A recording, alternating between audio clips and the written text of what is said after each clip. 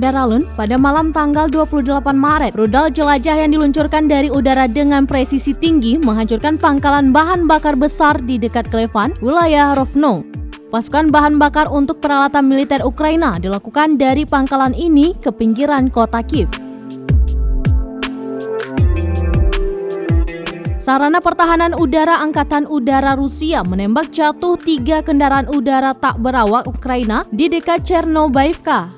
68 fasilitas militer Ukraina terkena penerbangan taktis, diantaranya 3 pos komando, 4 sistem rudal anti pesawat, 1 stasiun radar, 5 peluncur roket ganda, 2 depot amunisi, 3 depot bahan bakar, dan 19 area konsentrasi peralatan militer Ukraina.